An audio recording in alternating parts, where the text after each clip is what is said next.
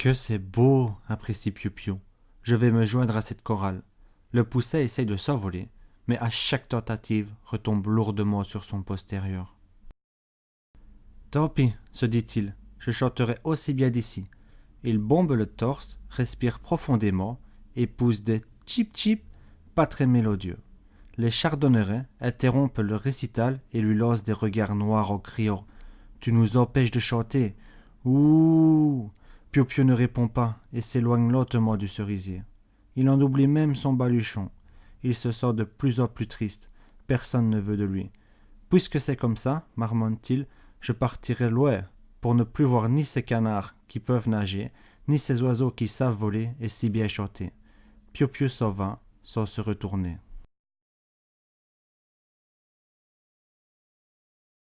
Le pousset marche longtemps, longtemps. Ses petites pattes lui font mal. Il a faim, soif et se sent très fatigué. Il picore quelques grès d'herbe et des feuilles de trèfle. Certes, il préfère les grès de maïs, mais il ne possède plus son baluchon et doit se contenter de cela. Ce n'est pas mauvais après tout, pense notre ami. Mon estomac crie et famine.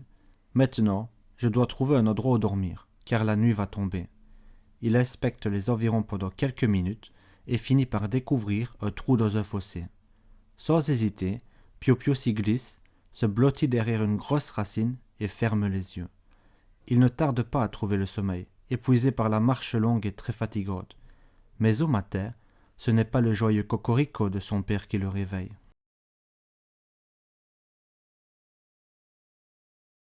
Piou-Piou est bousculé par une boule de poil.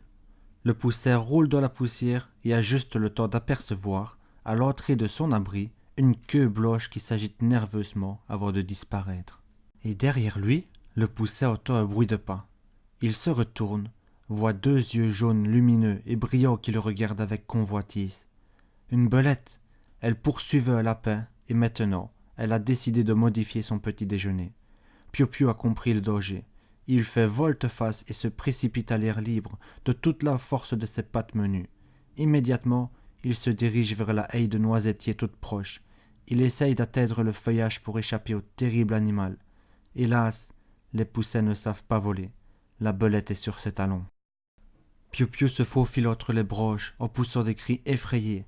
Il court comme un fou sans se soucier des obstacles. Son petit cœur bat la chamade. Le pousset trébuche, tombe et agite frénétiquement les ailes. Il est désespéré, désespéré, désespéré. Que va-t-il arriver? Mais rien, rien du tout. Sa terrible poursuivante ne se jette pas sur lui pour le dévorer. Le pousset ouvre les yeux en tremblant et regarde en direction des noisetiers. Et là, il voit, youpi, coincée entre les branchages, la belette furieuse qui gratte le sol argileux de ses griffes acérées, mord l'écorce tendre de ses dents redoutables et pousse de petits cris déformés par la colère. Le ciel des poussets veille sur moi, se dit Piou-Piou ravi. Encore essoufflé par sa course éperdue, il regarde émerveillé son ennemi, prisonnière de la haie touffue qu'il a sauvée. Ouf, se dit Piou-Piou, cette belette ne m'a pas eu. Et amusé, il lui tire la langue.